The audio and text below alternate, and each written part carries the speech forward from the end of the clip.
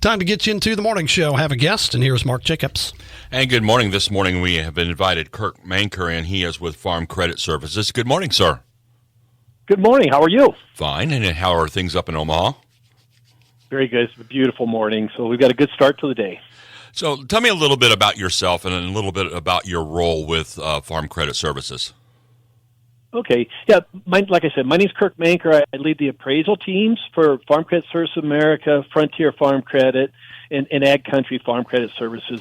We're basically part of the farm credit system, but we serve the states of Iowa, South Dakota, Nebraska, Wyoming, and then parts of Kansas, North Dakota, Minnesota, and Wisconsin. So we serve farmers and ranchers in those areas. So what did your role specifically do? I mean, you said you're part of the appraisal team. Are you one of those who goes out and appraises properties that are up for sale or properties that Farm Credit might be underwriting loans for? Yeah, exactly. I lead the team, and we have 95 team members that do that type of work. And so we value the real estate collateral, the chattel collateral for operating loans like the machinery, equipment, grain, and livestock that secure the loans that secure our loans, I should say.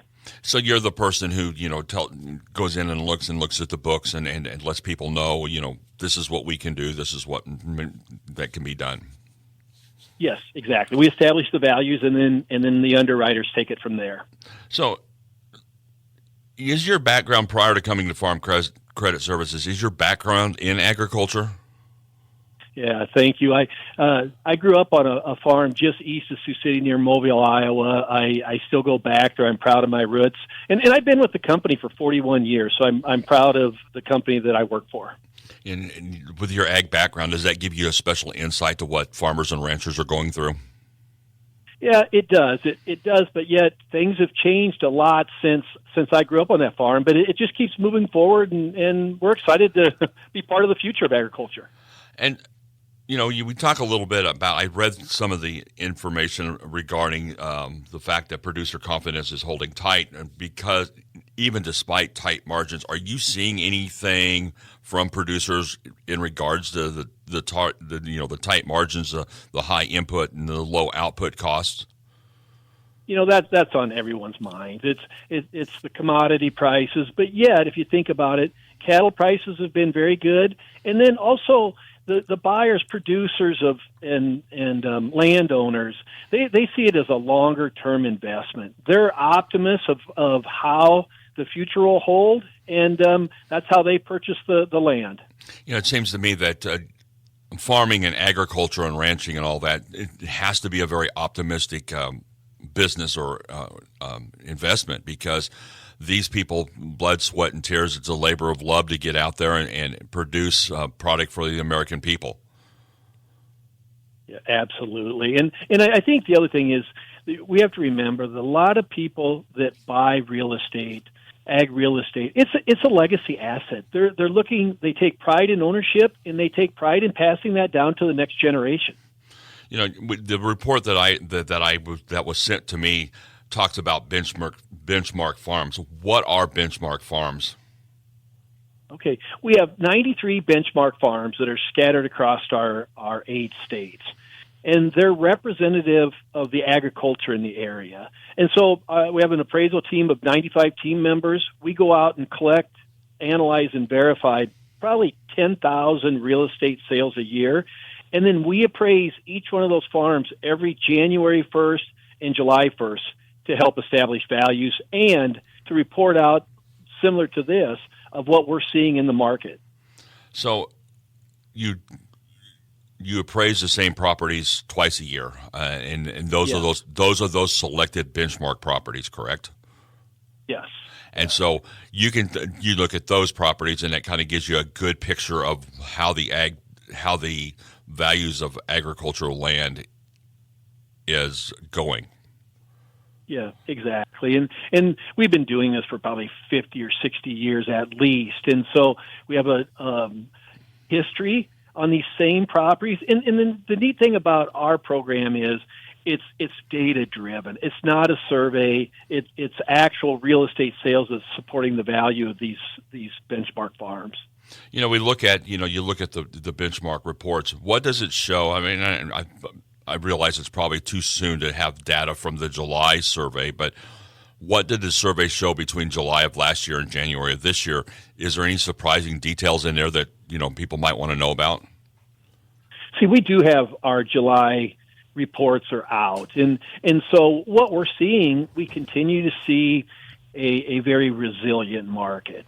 We call it stable, but there's some areas of strength, and like I say, over the 93 benchmark farms, the last 6 months from January 1st to July 1st indicated an overall average change of 1.9%, about 2%, and over the last 12 months, it was 3.5% increase. So we're talking about value of the farms going up and giving the farmers and ranchers hope as they move forward. Yeah, and there's pockets. I mean, there's always pockets that show a little bit of weakness and some strength, but overall, and that's what we look at is local markets, but also on an aggregate across those 8 states, we continue to see buyers that are interested in agricultural real estate. So what contributed to those trends? You talked about the trends of it going up 1.3% and then going up 3% more. What contributed to those upward ticks? Is it just the whole real estate market going up, or is it the fact that people are more invested in and looking for rural properties? Well, I think it's a lot of that, but you hear the narrative in the market is the headwinds in the commodity markets, especially corn and soybeans. We've seen an uptick in that recently. Cattle prices have been good, so pasture values have been up. There's a limited supply of real estate on the market, so when something comes up, we typically have buyers available. And then overall, the financial strength of our borrowers is strong. They're positioning themselves for that next purchase. Okay, Kirk, we need to take a short break. We are talking with Kirk Manker. He is with Farm Credit Services. We'll be back with more from him right after this.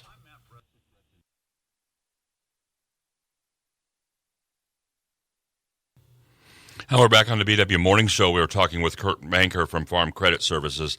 And I want to reach out there because the survey not only covered farmland, but it also covered pasture land. What's the differential between what is considered growing land and pasture land? Well, and we kind of differentiate between cropland, land that's tilled, and it's the more productive parcels or soils, I should say, that grow the crop or the corn, the soybeans, and the wheat. As the soil gets poorer, a lot of times it's been seeded to grass, it's been permanent grass, and that's what the guys buy to run cows on. All right. So that being said, is there a demand? Is there a greater demand for, say, cropland versus pasture land, or is the demand basically equal?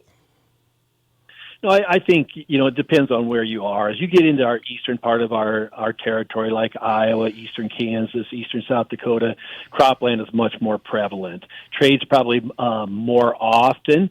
As you move west, there's probably larger areas of grassland, and it doesn't come up as often. So there's more cropland sales than there are grassland sales.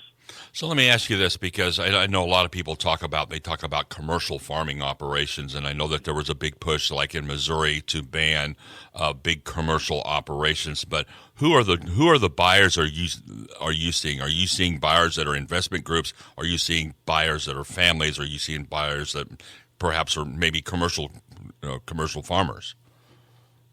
And we track this data as well, but we see 80 to 90% of the buyers of agricultural real estate across our territory being local producers.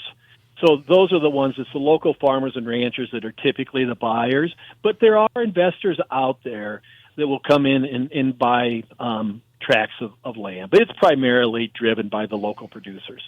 We talk about the uptick of maybe grain prices and the cattle market kind of holding steady. Does this have an effect on the impact of real estate values for cropland and pasture values? Yes, it does. And it whichever way the market goes, it always has that impact. But like we talked earlier, most buyers have a longer-term look at their investment. So they're looking at profitability not only today, but in the future, and also the size and scope of their operation. What does it need to be if they're planning on bringing family members back into the operation?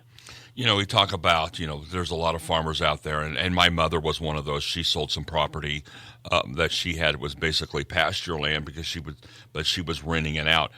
Are there properties, or what kind of activities have you seen in regards to cash rents where farmers are renting land or farmers are renting land out to others? Yeah, and a lot of times it's the landowners that have retired or the next generation that have inherited the land that rent that property out. There's always demand on the cash rental side of things, and people always want to know what direction are cash rents going.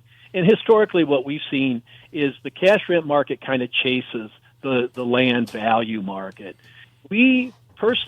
I think we see that this cash rent market is going to hold pretty steady as landlords are not ready to drop the cash rental rates yet. All right, I'm going to have you look into your crystal ball here a little bit. What do you predict for the future of the real estate values? That's a great question. And, I think it goes to show that we're optimistic. We see strength in our borrowers. We see a stable to even some areas of some strength out there. And I think that the supply of real estate on the market is a big driver. And at this point, it seems to be a typical fall starting to stack up with regards to the auction schedule. All right, Kirk, I appreciate your time this morning. We have been talking with Kirk Manker. He is the appraiser. He is a lead of the appraiser team at Farm Credit Services. Thank you for your time this morning. Thank you. Thanks for the opportunity. This is KWBW Hutchinson, Kansas. We'll have more news coming up right after the break.